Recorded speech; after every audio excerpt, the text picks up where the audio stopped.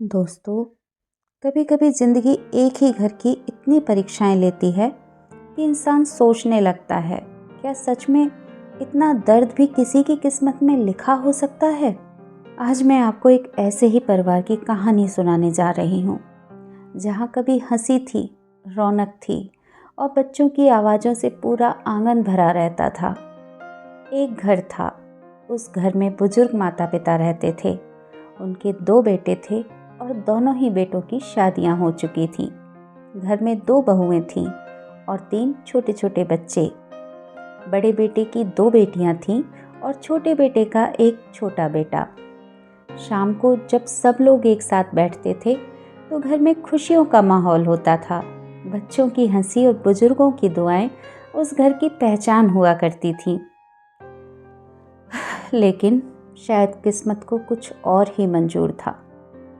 एक दिन अचानक छोटे बेटे का सड़क हादसे में निधन हो गया। उस एक खबर ने पूरे घर की दुनिया बदल दी। जिस घर में कभी हंसी गूंजती थी, वहां अचानक सन्नाटा छा गया। कुछ ही दिनों बाद बड़ा बेटा, जो दूर शहर में रहता था, अपनी पत्नी और दोनों बेटियों के साथ वापस घर आ गया। उसे लगा कि अब परिवार को उसकी ज़रूरत है।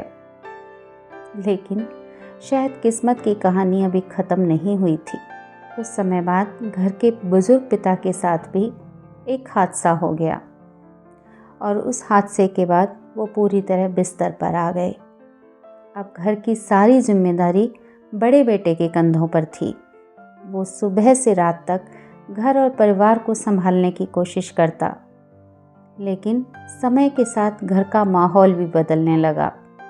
छोटे बेटे की पत्नी अक्सर घर में झगड़ा करने लगी और एक दिन गुस्से में वो घर छोड़कर चली गई। अब उस घर में बड़ा बेटा, उसकी पत्नी और 2 छोटी बेटियां और साथ ही बुजुर्ग माता पिता रह गए। सब लोग किसी तरह ज़िंदगी को फिर से संभालने की कोशिश कर रहे थे। लेकिन एक दिन फिर किस्मत ने एक वार किया और इस बार एक हादसे में बड़े बेटे की भी मौत हो गई, जो उस घर का एकमात्र सहारा था। अब वो भी उस घर से चला गया। उस दिन के बाद उस घर की दीवारें भी जैसे खामोश हो गई थीं। अब उस घर में सिर्फ एक बहू बची थी, उसकी 2 छोटी बेटियां और बुजुर्ग सास ससुर। समय धीरे धीरे आगे बढ़ता रहा, लेकिन बिस्तर पर पड़े बुजुर्ग पिता की हालत दिन पर दिन कमज़ोर होती गई, क्योंकि उनको जो जख्म मिले थे वो ऐसे थे जिसका कोई मरहम नहीं था। और करीब 1 साल बाद बुजुर्ग पिता ने भी इस दुनिया को अलविदा कह दिया।